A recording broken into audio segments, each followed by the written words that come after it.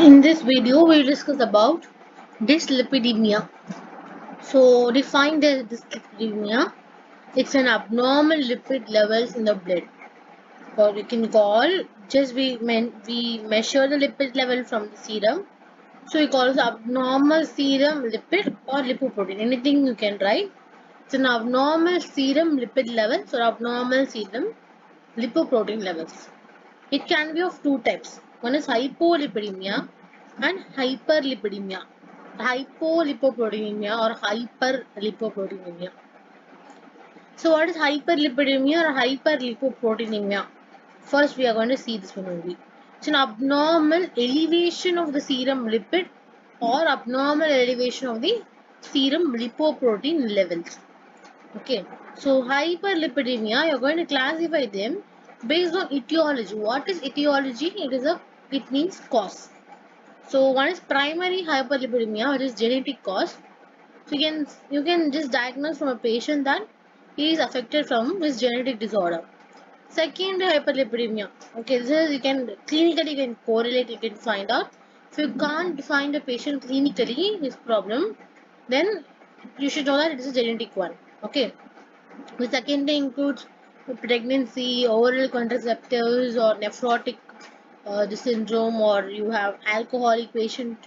Okay, like that it comes. Diabetes. Okay, everything. So hyperlipidemia, you're going to classify them. This is based on an exam point of view, where this is your clinical point of view, a knowledge-based one.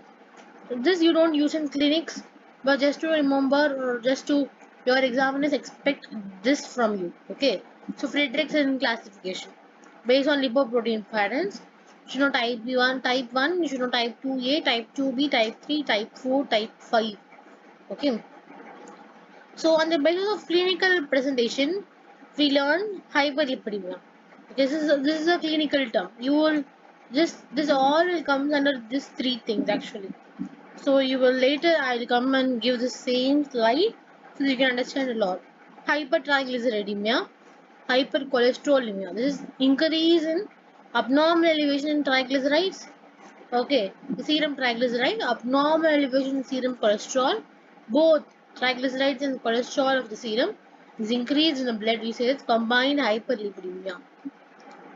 So we have been talking about this. So type one is we can classify based on primary or secondary, or else we can classify based on these three clinical scenarios. This is totally about clinical correlation. This area. So type 1, type 4, type 5 will come under hypertriglyceridemia. Type 2A will come under cholesterolemia. This combined hyperlipidemia will come under type 2B and type 3. So this will come at last. Why these types come under this category alone. Okay. So the clinical and laboratory feature of hyperlipidemia. So this hyperlipidemia will cause MI. Okay, heart attack or myocardial infarction. Local term we call it heart attack. It can come even to child. Okay, even to this kind of children or adolescents of the peer groups. Okay, if they have the family history positive, that is, if a child has been in their family, if a child has been some myocardial infarction died off, this child can even have it. Okay, secondaries are seen in adults where they're obese. This means the BMI is greater than 30. So its BMI is for more interested ones. BMI is nothing but the weight in kilograms divided by the height in meter percent for centimeter squares. Okay, so this is your BMI. So if BMI is more than 30, it's obese. And the primary disorders in children and adolescents, you can see them. So this is a clinical correlation with the lab relations we have. So one is you can see xanthomas. Xanthomas you can see them. Okay, where the lipid get accumulated inside the tendons. Xanthelasma. Okay, xanthelasma. You can see this is generally in adults. That is in old age people, not in adults. If you see them in children, this is you can just say them there is a hyperlipidemia in the kids. But if it is in the old age, it's common, quite common. Xanthelasma. And you have Arcus senilus. This is also in old age people, but if it comes in young ones and adults, this is hyperlipidemia only. So you will see a white ring across the cornea. Okay. What are the lab features? The lab feature you can see. So here you have RBC, you have white blood cells and your platelets. That platelet should be clear on top. The plasma layer should be clear. If it's cloudy or it's milky or it's creamy or in a like turbid color, if it is there, it represents hyperlipidemia. Okay, so what will be the complications of this? So generally MI will be the complication, myocardial infarction, or CAD we call in medical term coronary artery disease, ASCVD, which is atherosclerotic cardiovascular disease. Be in abbreviated one, not an abbreviated one. Be in a full expansion one that will not give you any confusion. So premature ASVD. If this atherosclerotic cardiovascular disease happens in kids or in adolescents, we call it as premature one. And cerebrovascular disease, you can see CVD here. Also in CVD there, cardiovascular is also CVD. Cerebrovascular is also CVD. So it may leads to confusion. So be in an explanatory way. Cerebrovascular disease and then the stroke, affecting the brain. Okay, and these two are generally due to the these two are generally due to cholesterol accumulation in heart and cholesterol accumulation in brain. Whereas pancreatitis, inflammation of pancreas due to the triglycerides accumulation there. So pancreatitis we call. Okay. So next is hyperlipidemia. This is a chart you have. This chart you should remember. Type 1, type 2A, 2B, 3, 4, 5. And 1 is for increase in level of chylomicrons. 2A is for LDL increase. 2B is for LDL and VLDL. 3 is for beta, floating beta lipoproteins. 4 is for the next thing what you have. So 4 will be your VLDL and 5 will be VLDL and chylomicrons. Let us see this one by one. Type 1 chylomicrons is increased, elevated due to the LPL deficiency or ApoC2 deficiency. We will have this effect. LPL receptor is ApoC2. So we call it familial hyperchylomicronemia. So second one is the LDL increase. Okay, this LDL is elevated due to the LDL receptor deficiency. Okay, here LPL is a lipoprotein lipase that deficient or about C2. Here the LDL receptors will be there at liver that is deficient. So familial we call familial hyper. This is cholesterol source, so hypercholesterolemia. This 2A. 2B is LDL and VLDL. Both are combined one. So we call it as familial combined hyperlipidemia. Okay, familial combined hyperlipidemia we call LDL and VLDL both. So this is due to the decreased LDL clearance and increased VLDL levels. Okay, so both will be higher. The next one is the third one, which is floating beta is higher. So we call it as dis beta lipoproteinemia, familial dis beta lipoproteinemia or broad beta disease. The third one is asked, you should not write 2B. This is common mistake what students do. You should write third one means third Roman. Okay. So if they specifically mention as 2B only, you should write. Okay. So in order it comes third, no, you should not do it. Okay. So ApoE abnormality. ApoE abnormality. ApoE is going to have a receptor at liver. So remnants will be there and some IDL will be there. Okay. So next you have type 4. Okay. Type 4 is only VLDL increase. This is due to the production of VLDL and LPL gene defects. We call this as familial hypertriglyceridemia endogenous type. Why hypertriglyceridemia? Because VLDL has triglycerides. The endogenous pathway takes place. If it is in the chylomicron, we call it exogenous. Next, you will have it both chylomicrons and VLDL. This is due to the increased production of VLDL and LPL gene defects. So, chylomicrons and VLDL both are increased in this case. We call it a combined, or we don't call it combined, we call it a mixed hypertriglyceridemia, mixed ones. And this is due to the causes, it's due to the secondary causes mostly.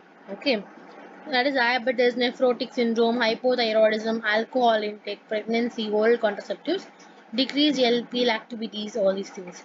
So you can see hyperchylomicronemia, LDL is for hypercholesterolemia, family hypercholesterolemia.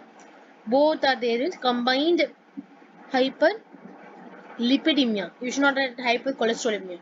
Family combined hyperlipidemia. This is just beta lipoproteinemia or this beta lipidemia again, right? And this is VLDL we call as endogenous or familial hypertriglyceridemia. So here this is mixed hypertriglyceridemia. Okay. So these are the things you should know up till now. Once we'll revise it. So you are classifying. First, you should know what is dyslipidemia. You should know what are types. What is the definition. Here on causes, how will you classify? Okay, on the classification, how will you classify? So as I told you, you can see right here. I'll come back to the slide, right? So type 1, chylomicrons, which is a source of triglyceride, it decreases. Fifth one, you have both VLDL and chylomicron increase, so triglycerides. Fourth one is also the increase in the VLDL, so it's a source of triglyceride. Cholesterolemia, only the LDL increase 2A. Where combined form, LDL and you had a VLDL increase, which is a 2B. Whereas in third one, if you see, it's a broad B disease. This chylomicron, you can call this lipoprotein remnants, is ideal. It's a combined form. Okay, so only based on that. And you also had clinical symptoms and what are complications in this total chart.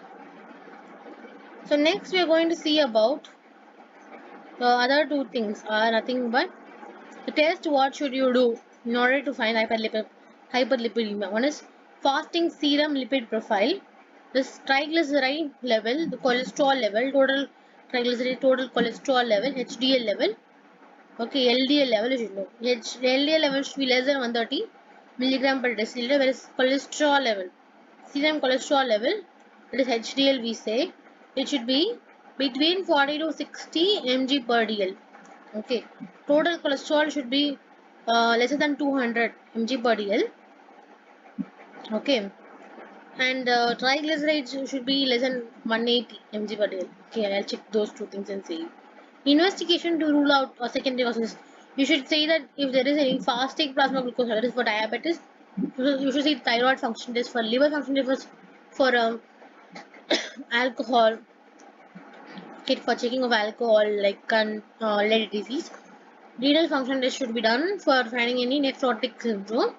Alcohol abuse, you should ask the patient if pregnancy is there or they taking any oral contraceptive uses, pill uses. Should check that. So fasting, serum, lipid profile should be done. Investigation to rule out the secondary causes.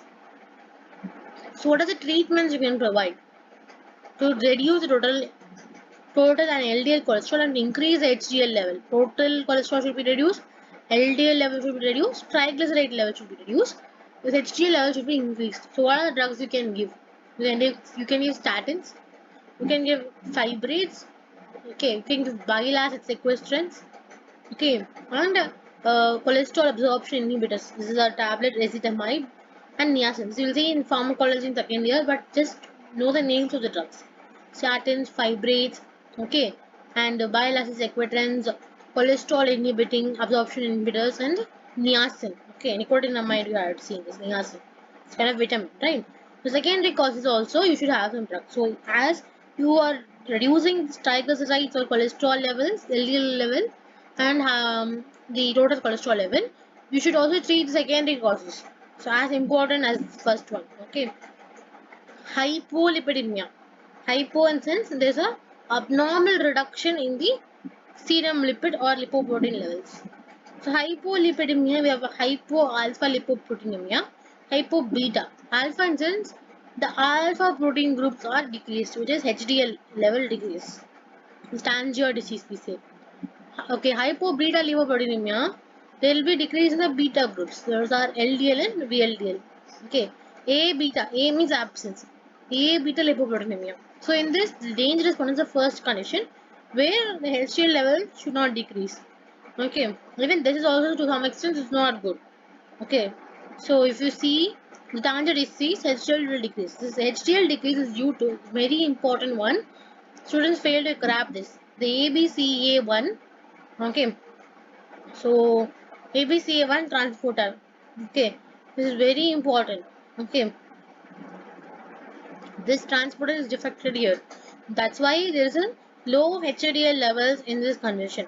Okay, cholesterol get accumulated in tissue. The tonsils, you can see it will be yellow color tonsils. This may leads to atherosclerosis. Okay, what is hypobeta? So I told you the decreased beta lipoproteins will be there. Okay, it's a rare one. This is also a rare condition only. Here you don't have the MTP, so which provides ApoB40 for chylomicron, ApoB100 for this VLDL. Okay, in the small intestine liver. That is being given by the microsomal transfer protein. This is defect here. Like here you have ABCA1 defect. You have this defect here. So defect loading of ApoB to the chylomicrons and VLDL. So help reduce serum levels of beta lipoproteinemia. So this is also dangerous. Why? Because this is good actually HDL, so it should not be low. Okay, this is bad only. No, why this should be not low? If it's low means it's good only. This is a question that arises in everyone. But if it is lower means it will start accumulating in the liver and intestine. That is also not a good one. So it leads to the ophthalmic consequences, which means it affects the nerves and the eye region. Ophthalmo is eye, neuro means neurons, nerves related diseases will come so far. So we have discussed in this video about hyperlipoproteinemia, hypolipoproteinemia, the clinical relation and lab correlations we have seen. Also we have noted about the what is dyslipidemia. Okay, so hyperlipidemia, hypolipidemia, their definition, their causes, what classification, okay, what complications they can give so far we have discussed here. Okay, so what are the tests should be done for hyperlipidemia, and what should be the treatment, the names of the drugs should be given, and hypolipoproteinemia, what is that, what are their two classification we have seen. This comes to the end of the video.